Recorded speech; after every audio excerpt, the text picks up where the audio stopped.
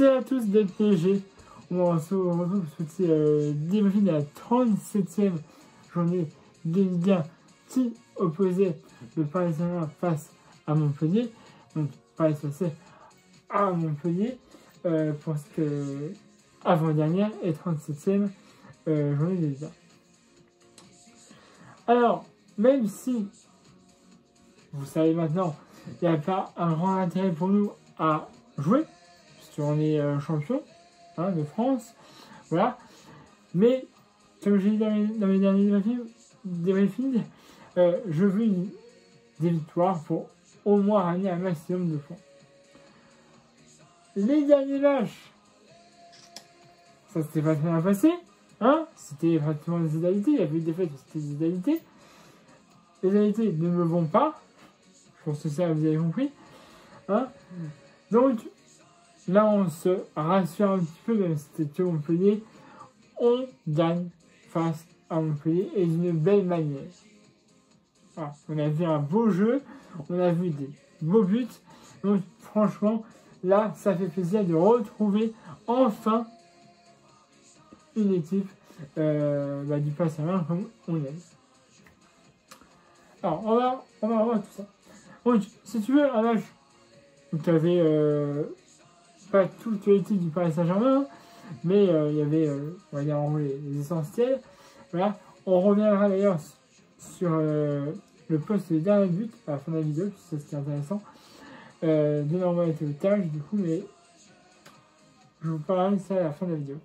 Bref, on a une avance bien. Voilà. Franchement, si on avance bien, on est bien. Et à la 6e minute de jeu, Mbappé, dans la phase de réparation, il a fait une passe décisive et ça fait déjà 1-0 pour le Paris Saint-Germain, but de Lionel Messi, qui ne marque pas beaucoup de buts, on va pas se mentir, mais à la 6e minute de jeu, but 1-0 pour le Paris Saint-Germain, but de passe décisif de Kylian Mbappé. Il sort dans son réparation. Il fait une passe décisive à Messi qui est presque au point de penalty. Il frappe 1-0. Rien à dire. Parfait. Excusez-moi. Bref. Après, mais après, tu vois, parfois, ce qu'on peut reprocher à Paris, c'est que après avoir marqué un but, après Paris joue un peu à la place à 10. Et que on se prend des buts façon comme celle-là. Mais là, non. Pareil, a le ballon. Pareil, maîtrise. Et même, à la 20e minute de jeu, presque dans la moitié de terrain adverse de Montpellier, enfin la moitié de terrain, effectivement, on aura encore Kylian Mbappé qui va faire un lob, mais quasiment à sa séparation. Et là, but 2-0 pour le Paris Saint-Germain, but de Messi encore, le doublé. Et là, la construction du but est magnifique. Relance de la main par Donnarumma, Mbappé, qui est presque à la moitié de terrain, qui fait un lob magnifique. Ça a atterri dans les pieds de Lionel Messi, dans la salle de réparation. Lionel Messi qui va faire un petit projet pour éviter les dernières de Montpellier. Le but est vide. C'est le but 2-0 pour le Paris Saint-Germain à la 20e minute de jeu, doublé de Léo Messi. Ça fait plaisir de voir Messi qui marque, parce que c'est l'autre soir qui marque. Mais là, ça m'a fait plaisir. J'avais vu un doublé de Léo Messi en vrai. Quand j'avais été au Parc des Princes, cette année d'ailleurs, en lisant le Red Bull Leipzig, Paris avait gagné, il y avait un doublé de Léo Messi. Bon, j'en ai vu un en vrai et un en vrai aussi, mais à la télé, quoi, voilà. Et ce n'est pas fini. 27e minute de jeu. Encore, il va perdre. Il ne fait pas décisif. Mais il tente de faire pas décisif alors qu'il est à la gauche de la séparation. il tente de faire un lob. C'est contré par une tête d'un joueur de Montpellier. Ça arrêté dans les pieds de Henri Di Maria. Il a rappelé, ça fera 3-0 pour le Paris Saint-Germain. But de Henri Di Maria à la 27e minute de jeu. 3-0 pour le Paris Saint-Germain. C'est magnifique. Di Maria, pareil, qui va vraiment partir à la fin de saison, puisqu'il est en fin de contrat. Il y a des. Je crois que, d'après les rumeurs, il pourrait aller à Lyon. Voilà. Mais Di Maria, après, pour se mentir, c'est un bon joueur. Hein, il a été d'ailleurs champion d'Amérique du Sud. Vous savez, hein, il est champion avec Messi. Mais c'est vrai que, dans un sens, il y a quelques années, il a été extrêmement bon. Moi, je me souviens qu'il a marqué des coups francs de malade. Là, depuis 2 ans, c'est un peu compliqué pour Angel. Mais voilà, ça restera un moment qui arrive. Il a marqué l'histoire du Paris Saint-Germain. Carrément. Voilà. Et on aura au vestiaire, ça avance de 3-0. Je dis c'est bien. On a un contrôle du ballon total. Tout est bien. Donc, on mène 3-0. Si on peut marquer un petit peu, pourquoi pas, mais on mène. Excusez-moi. Donc on a ce terrain, et si tu veux, c'est un taureau. C'est un taureau, quasiment.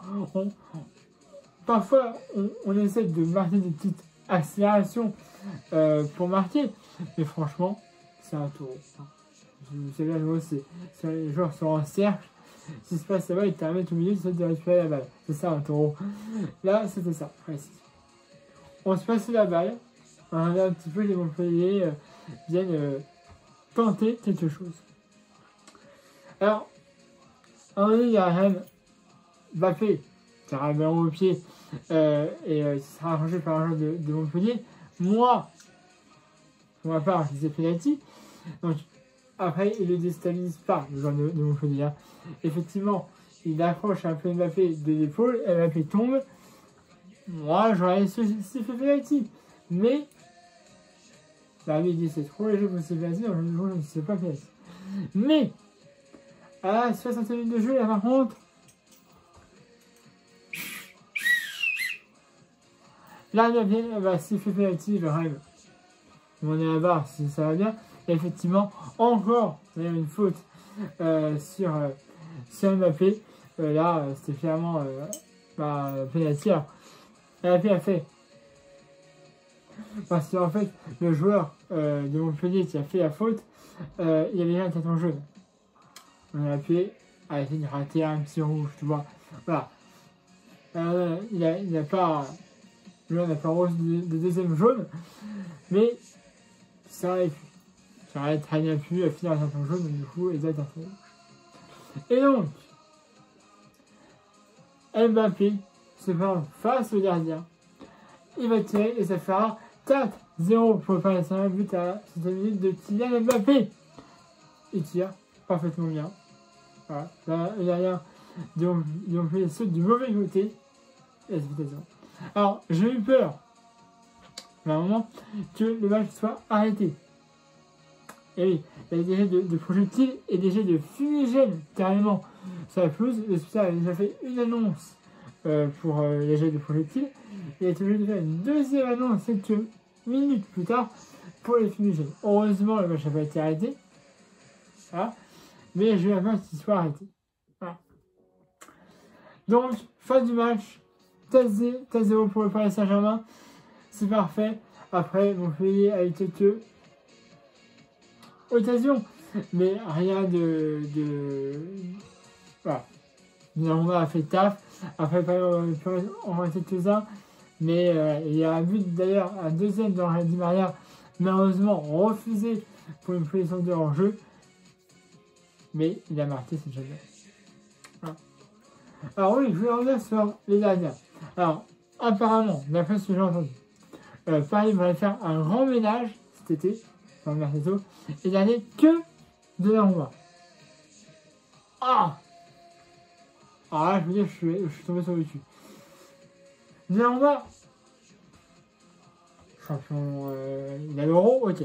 Bref, voilà. Mais dernière génération, mais celui-là, en fait, c'est garder Donnarumma et virer Navas, Bouta, Areola, Letellier, et vous allez virer tous les gardiens qu'on a et garder Donnarumma. Alors, c'est des rumeurs apparemment, hein, mais pourquoi virer? Alors, Areola, tu le vires, ça c'est obligé. Bouta, lui, je crois que il veut signer à Nice. Donc, il ne reste plus que Letellier qui, normalement, est en fin de contrat, du coup, il appartient, mais nous, il ne reste plus que Donnarumma et Navas. Tu gardes ces deux dernières, c'est l'argent suffisant. Tu décides avec Navas que plus les titulaires indiscutables d'avoir une rotation, plutôt que parce que tu peux pas aller que Donnarumma.